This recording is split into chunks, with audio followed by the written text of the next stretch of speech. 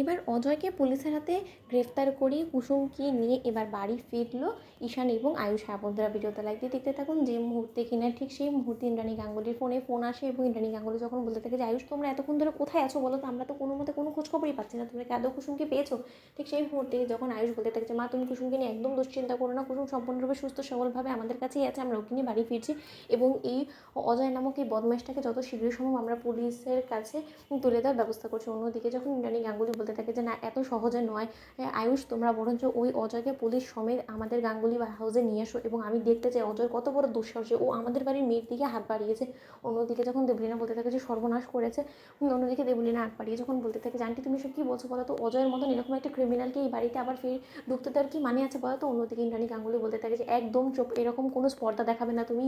দেবলীনা, যা ঘটেছে তার সম্পূর্ণ ব্যাখ্যা অজয়কে আমার কাছে দিতে হবে, নয়তোবা আমি ওকে কোনো মতেই ছাড় দেবো না এবং এর জন্য ওর পাওনা শাস্তি ওকে অবশ্যই পেতে হবে এবং ওকে দিয়ে কে এই সকল কর্মকাণ্ডগুলো করানোর চেষ্টা করেছে তার নামটা আমি স্বয়ং নিজ কানে শুনতে চাই। অন্যদিকে এই কথা বলা মাত্রই যখন অবশেষে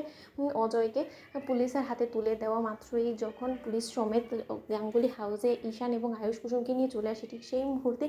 কুসুমকে দেখা মাত্রই যখন দীপালি থেকে শুরু করে শঙ্কর সকলে দৌড়ে যায় কুসুমের দিকে এবং কুসুম যখন ঘাবড়ে থাকে, ঠিক সেই মুহূর্তে আয়ুষ বলতে থাকে যে শঙ্কর কাকা তোমার মেয়েকে একটু সামলা, তোমার মেয়েটা বড্ড বেশি ভয় পেয়ে গিয়েছে এবং সে কখন থেকে ও চুপ করে রয়েছে, কোনো কথাই বলছে না। অন্যদিকে যখন ইন্দ্রাণী গাঙ্গুলি বলতে থাকে যে কুসুম তুমি তোমার দেবী মায়ের কথাতেও সাড়া দেবে না, সেটা কী করে হতে পারে বলো তো, আজ অব্দি তো কোনো রকম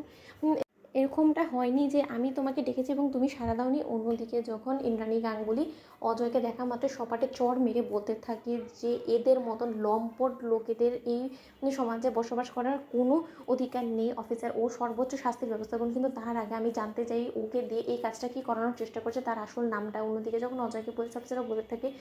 যে এক্ষুনি নামটা বল, কে তোকে এই কাজগুলো করার জন্য তোকে জোর খাটিয়েছিল, তোরকে এতগুলো টাকা দিয়েছিল বল। ঠিক সেই মুহূর্তে অজয় যখন বলতে থাকে যে আমাকে একটা ম্যাডাম ফোন করে আমাকে এই কাজের জন্য হায়ার করেছিল এবং সে আমাকে বলেছিল আমি যে টাকা চাবো তার দ্বিগুণ পরিমাণ আমাকে টাকা দেবে। ঠিক সেই মুহূর্তে যখন সেই অজয়ের বাবা মা সেজে আসে সেই দুজন অভিনেতা অভিনেত্রীও যখন বলতে থাকে যে হ্যাঁ হ্যাঁ এক্স্যাক্টলি আমাদেরকে সেই লোকটা এই কথাগুলোই বলেছে। অন্যদিকে যখন অজয় মা সেজে আসা সেই মহিলাটা বলতে থাকে কিন্তু অজয় সম্পূর্ণরূপে সেই মেয়েটার সঙ্গে সরাসরি কথাও বলেছে এবং ওর সঙ্গে সকল আলাপ আলোচনা হয়েছে এবং অজয় খুব ভালো করে ওই মেয়েটার নামও জানে। অন্যদিকে যখন দেবলীনা বলতে থাকে যে তুমি বলছো না কারণ নামটা বলো, ঠিক সেই মুহূর্তে দেবলীনা অপর দিক থেকে ইশারা করতে থাকে এবং বলতে থাকে যে প্লিজ অজয় কোনোভাবেই তুমি নামটা বলো না, তোমাকে যে করেই হোক না কেন আমি তোমাকে হাজত থেকে ছাড়ানোর একটা ব্যবস্থা করবে, কিন্তু তার সত্ত্বেও তুমি কোনোভাবে আমার নামটা বলো না। যদি তুমি একবার আমার নামটা বলে দাও এবং আমিও যদি ফেসে যাই তাহলে কিন্তু তোমাকে কোনো মতেই আমি জেল থেকে ছাড়াবো না এবং তোমাকে জেলেই আমি পচিয়ে মারবো। অন্যদিকে যখন আয়ুষ বলতে থাকে যে কুসুম ওকে ওর প্রাপ্য শাস্তিটুকু দেবে না, তো বন্ধুরা লাইক এবং শেয়ার করে সাবস্ক্রাইব করুন।